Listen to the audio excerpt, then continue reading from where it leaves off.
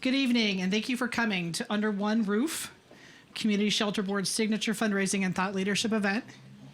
I'm Susan Carol Bozer, the Chief Information Officer of White Castle, and also the chair of the trustee of the Shelter Board. Tonight's event was made possible by a large group of sponsors today. One of the groups of sponsors that I want to call out first is our title sponsors, and that would be American Power Foundation. Looking at Renee. Thank you. Electric Power Foundation, sorry. Huntington and Worthington Companies Foundation. I would look for them, but you guys keep moving around. Thanks to these groups, 100% of the proceeds tonight's event will be to support the community shelter system's leadership in responding to homelessness in the community. Next, we want to thank our Heading Home sponsors, Bath and Body Works Foundation, Nationwide Foundation, and the Ohio Capital Corporation for Housing. Please also join me in thanking the Hallmark investors that support our community shelter board with significant and long-term investments: the City of Columbus, Franklin County Board of Commissioners, the U.S. Department of HUD, American Electric Power Foundation. She's looking at me, so I have to be careful. Tad and Nancy Jeffrey Fund, the Ohio Department of Development, and the United Way of Central Ohio. Let me give them all a round of applause. Thank you. It's hard to do with the microphone, so thank you very much. And tonight's event wouldn't be possible with all the volunteers that were here in the committee for Under One Roof. Please join me in thanking them. Thank you, everybody. Thank you. And the Shelter Board, Community Shelter Board would not be possible without our leadership of our Board of Trustees, many of which are up here right now. Please also join me in thanking them. Four of them are sitting together right there. We're all here together tonight under one roof, making our mark and our commitment to our community so that everyone has a place to call home. You're about to hear from Shannon Isom, and it says the incredible, and it's true, the incredible president and CEO of the Community Shelter Board. But I do want you to remember that tonight is important, that Big Lots will be matching any gift that you give tonight. So this is your chance to really increase the impact of Community Shelter Board's mission. And thank you for joining us here today.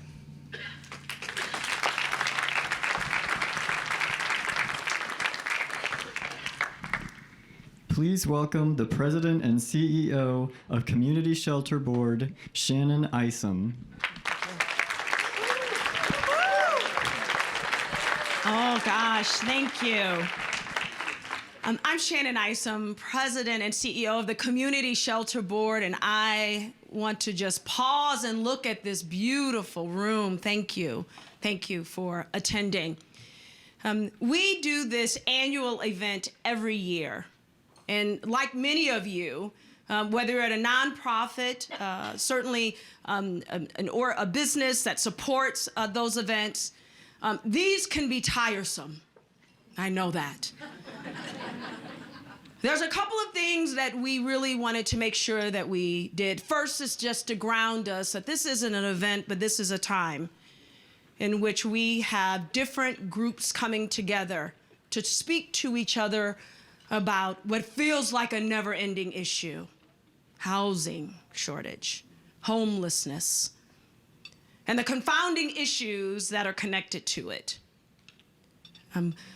We also around the room wanted you not to leave without knowing that this really is about how do we empower ourselves and amplify ourselves to ensure that you know exactly what Community Shelter Board is, what we do, what's been created, and how to partner and collaborate with what I know what we would do, which is to solve homelessness. The second is I gave you some food and drink. It keeps the juices growing, and when you get distracted, you get to eat a little bit.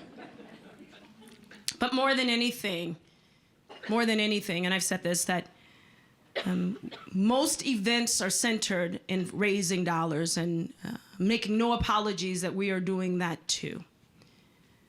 But these dollars need to be dollars that are really focused on system outcomes. We want to make sure, and I want to give room, that the nonprofits that are doing the work every single solitary day. The service delivery also needs your support too. And so the dollars that we're talking about are system dollars, regional dollars that will catalyze more dollars in this community. So in saying that, I want to bring up someone that in my first year I was really excited about having a partnership with, which is HUD. They are, as you all know, the federal holder of housing. We are lucky enough that we have a relationship with our regional administrator.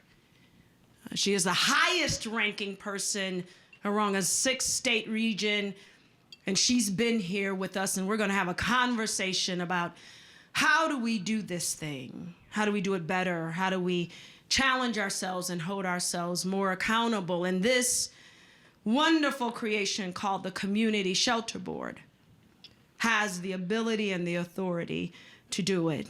I'm gonna ask that Diane Shelley comes to the stage and you help me welcome her.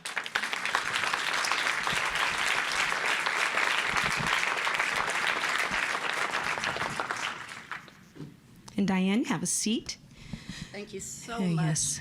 Do I have the mic on? Yes.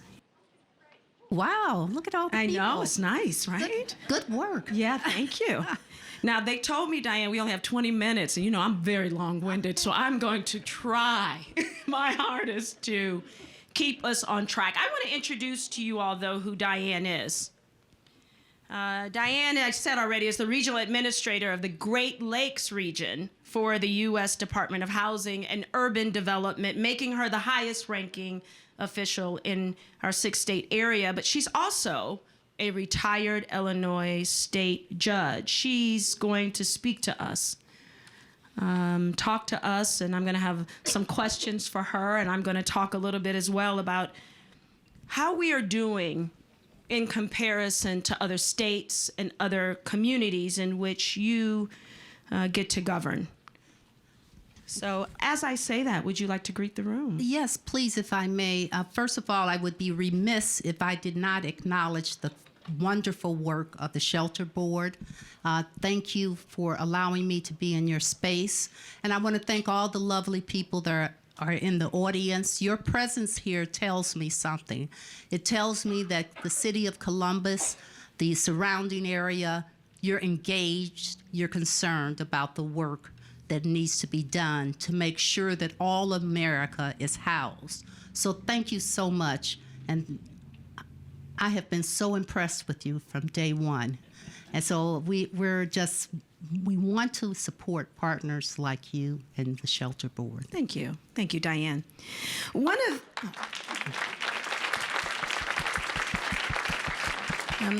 have had HUD as a partner for a very long time. The Community Shelter Board, 38 years ago, was born to really be hyper-focused on how to solve for homelessness. And if you all don't know who we are, the Community Shelter Board, in relation to HUD, I'm gonna say a couple of things that I think are really powerful. The first is that we are a united funding agency and a unified funding agency. And in that we are one of 14 across this entire nation in which HUD gives you the designation for. There's only 14 in the nation.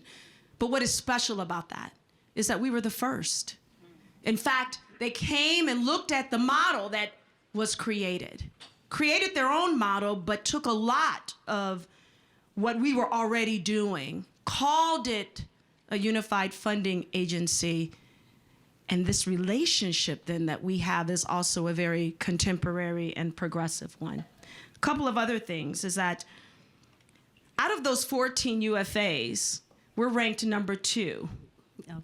And the ranking comes because we maximize the dollars that they offer. Did you all hear me? We maximize the when they're offering something, that means we grab it, we keep it, we maintain it for this community. We're also, this is going way back, but we were the first rapid rehousing program within the entire country. That model was born here. And we were the first permanent supportive housing program in the country as well, all of which are programs of HUD. So that's who CSB and HUD are together in relationship. What I'd like to talk about more, though, is we are seeing our numbers explode. And in a lot of ways, our community feels like we're the only ones going through this, except some of the coastal communities.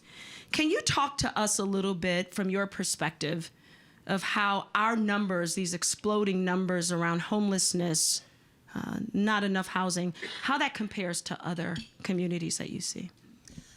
Well, we know that homelessness has increased throughout the nation.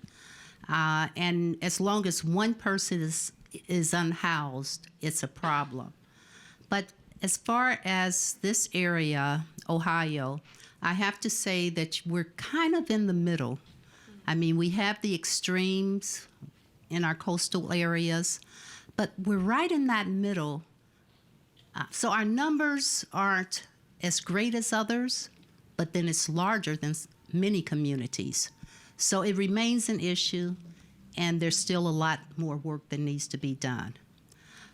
May I take this opportunity just to kind of explain the role of HUD to the Shelter Board? Someone appropriates money and says, we want to address homelessness. And I applaud those appropriations. Recently, the Biden-Harris administration has added another $418 million in appropriations. Thank you. But appropriating money does not mean that it reaches the people that it was intended to reach. And that's why we need a partner like the Community Shelter Board. So when you ask about the numbers, yes, more appropriations are needed, but we need the matching funds also, and I guess that's why you're here today. And we also need people to continue to make sure that the money reaches the intended population. How the Community Shelter Board ensures that we reach the intended population is that we work with 16 partners. Many of them are here that does the everyday work. In a lot of ways, people think Community Shelter Board is actually doing the work. No. We're actually procuring those dollars from HUD. Those dollars are pulled down from the federal government. We then match them with local dollars here. That's how we use the dollars. They then get amplified and then get pushed down to our amazing nonprofits who do the everyday work. In saying that, though, I would say for the last at least couple years, if not more, right after COVID, we've heard from many partners, and even here within our community, some of our community members, about how tough it has been in making those dollars spread and take care of the needs. And in fact, what most people will see of how we're maybe struggling to take care of those needs is that we're having increasing on-land homelessness or unsheltered homelessness. We know that that is an indicator that we have not enough housing. We don't have enough housing. And in fact, from 2017 to through 2022, our median gross rent increased by 34% here within this community. National average was 29%. Likewise, our rental vacancy rates dropped by 40%, while the national decline was 19. We have a fast-growing city, and our housing demands are, we all know this, are outpacing the supply, which is exacerbating homelessness. Can you talk a little bit from HUD's perspective of what your thoughts are on how we got here? Well, first of all, this is a great city. I want to acknowledge my field office director, Anthony Forte, who's here in the audience. He's the state director for HUD. Anthony, if you could raise your hand. Thank you. And I mentioned him because he was driving me around and he was showing me the great city and he was showing me the growth that has taken place. And that's so exciting. But also it creates a strain on the resources here within this great city. That means there's a larger demand for housing. And how do you fix that? You have to be futuristic in your planning. You have to realize that when you build, you're not building for today, you're building for tomorrow. So recently, or just last week, HUD had what's called a Innovative Housing Summit, where we invited developers from across the world to come to Washington, D.C., and set up housing on the mall to show what future housing could look like. And what we have to do on a more local level is say, what initiatives can we put in place in order to spur development? There is a housing shortage in America, no question about it. And there's a housing shortage in Columbus. So we need more people focused in on creating housing, but not always new housing. There's opportunities for refurbishing existing structures, renovation, better use of land. And I know that you've done some partnerships with some of our hotels where you were able to house people through your relationships with hotels. And that's being more futuristic, saying we can't do it the way we used to do. We have to start looking for other ways. I think that is exactly what we, Community Shelter Board, the city, the counties, many of our developers are also talking about is our regional challenge, but also the local challenge of how are we going to do housing differently. I think we've all heard that it doesn't matter now almost about how much housing will be developed in the sense that we can't catch up. Can't catch up. So we have to think about some solutions for right now. We do have some underutilized spaces, and we're looking at that. The city is also, if you haven't gone, many zoning meetings and trying to change old zoning laws. So we're thinking about, in this community, how to be futuristic. A predictive model that we have right now, an iteration that we're looking at, commissioned by community stakeholders to have someone coming in, looking and assessing how our system is doing, is showing us right now that we're going to see an 86% increase of unsheltered homelessness. If we don't start looking at the spaces that are available right now, we're going to all feel it, see it, and our community members are going to be experiencing, again, in 5 years, an 86% increase in homelessness. This is stark, but equally so that we've already seen a 16% increase in homelessness that we're already experiencing, and that we will see it by 2028. We know that there needs to be some immediate action. You're based in Chicago. If you haven't heard what Chicago was moving through, we are on pace for that exact same thing. For the first time, this community is being compared to Chicago, and in fact, noting that our housing rents for the amount of money that it takes and the amount of money that we take home is by ratio the exact same of what Chicago is experiencing. You need a certain amount of money to maintain housing now in Columbus. It is on par with Chicago. When you look across this region, how is Chicago dealing with these housing challenges, and how are they responding to the immigration challenges that we are also now seeing here in Columbus, and what can we learn from Chicago?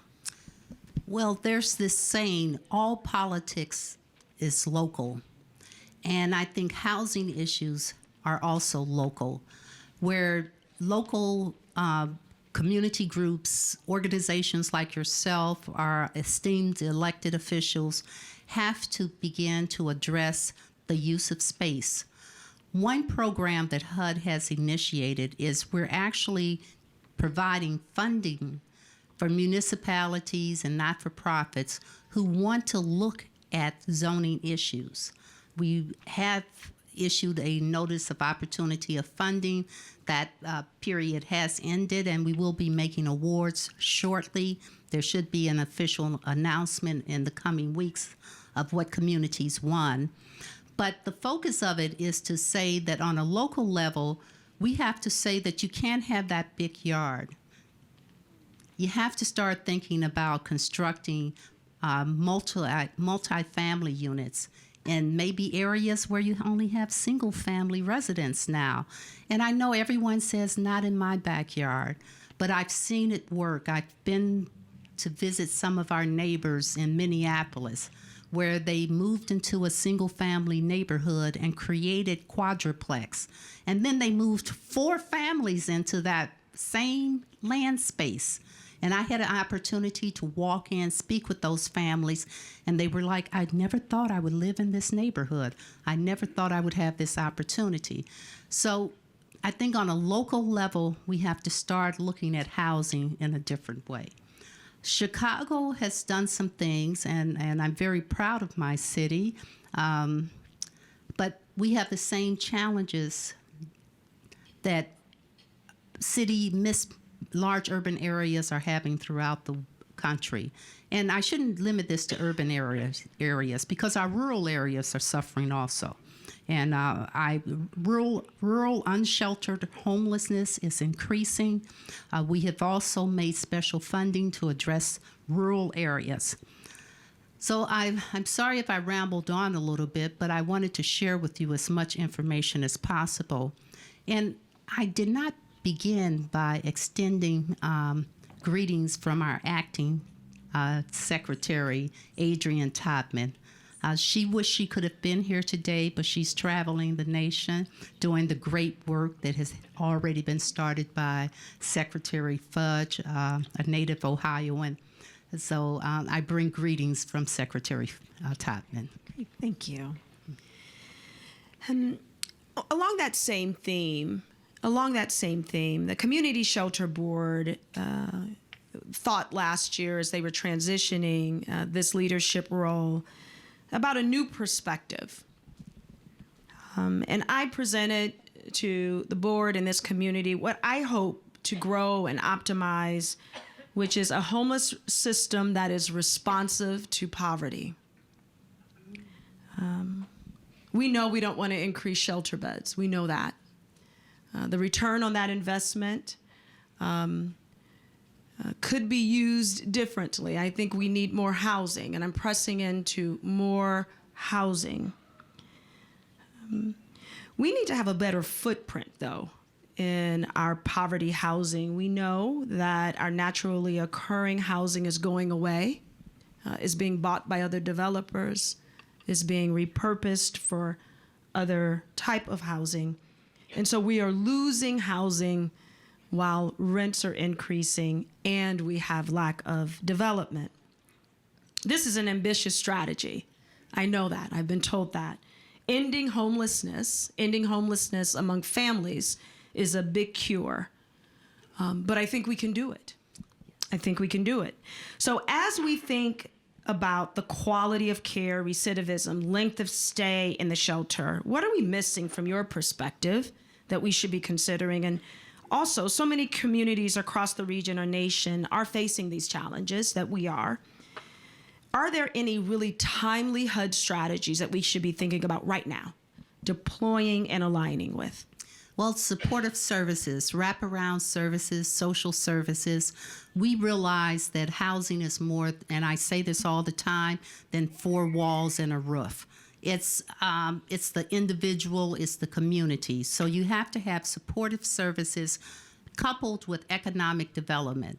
If you're going into an area that there's a need for additional housing, you have to look at creating a thriving community so that that thriving community will provide employment, will provide opportunities for health care, education, child care, so that people will have an opportunity to grow with the community and remain in the community.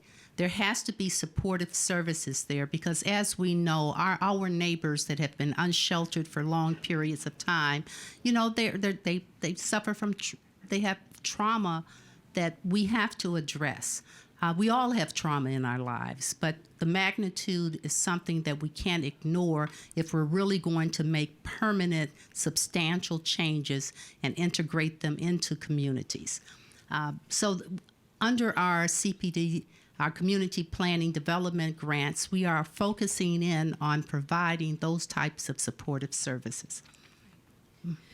Our supportive services is exactly where we have our eye on as well. And we understand successful housing also needs a community and collective support to ensure that. Before we end, is there anything else you'd like to leave the audience with? If there are any other thoughts that you have that maybe I didn't ask the question? Well, again, I want to congratulate you on the work that you're doing. I want to congratulate every individual that's here today and commend them on their consciousness of the issue itself. We cannot ignore the fact that some of our neighbors sleep on the street or are skipping from bed to bed every night. We cannot ignore that. They are part of our community, and we have a responsibility to them. I guess my final word is that we have to continue to work until everyone is housed. And thank you. Yeah. Thank you.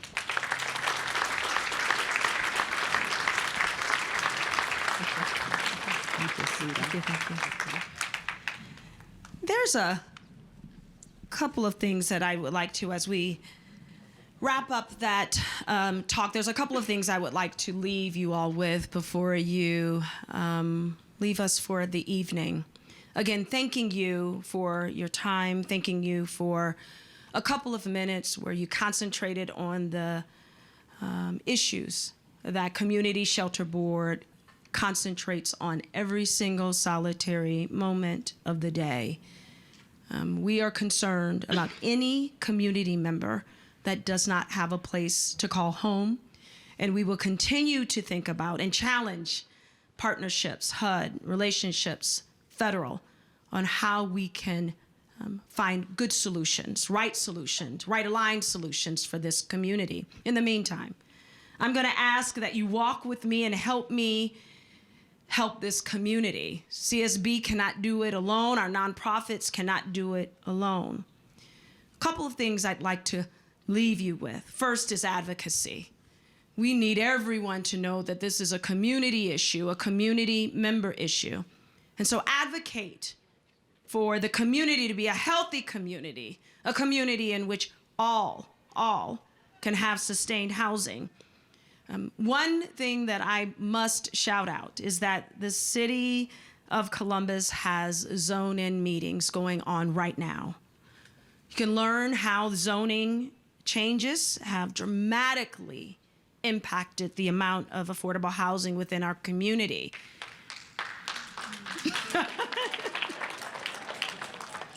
The next public hearing, I want you to know what's happening, share the evaluation, your feedback, what your thoughts are. The next meeting is June 27th, 5:30 to 7 at City Hall. It's live streamed on Facebook and YouTube.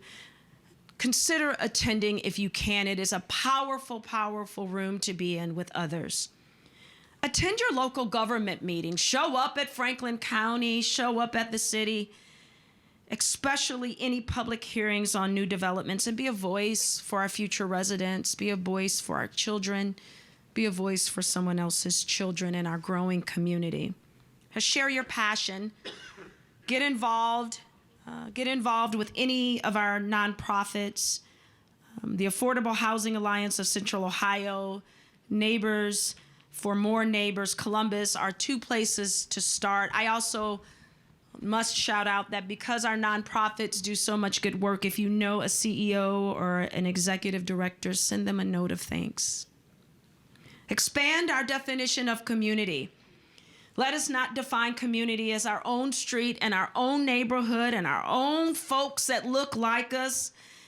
Instead, if you are blessed enough that you get to think about others and don't have to think about homelessness. You don't see it around you as you move through your daily life. Know that it is present in the bigger community. Think regionally about us. Commit to supporting any partner, our developers. If you have any level of influence within your community, please use it.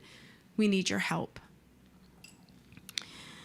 Give material items. I've been stopped and asked, do we have a space, a place that I can donate clothes, but only for the homeless? Well, I loved that. Only for the homeless. No, not only for the homeless, but I love that. I'm calling your attention to a couple of things.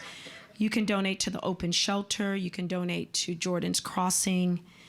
That give, and there's more, that give directly to our unhoused community members. We need blankets and scarves and hats, care packages. All of those things can be donated to the YWCA of Columbus. And then finally, my last ask is that you learn more about Community Shelter Board. We have a powerful vehicle in this community.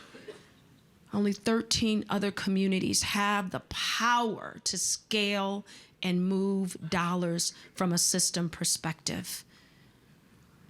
I'm asking that you learn more, support us, please stay informed, continue to show up, give me your thoughts. And then finally, as we head home, I hope that each of you will reflect on the importance of home.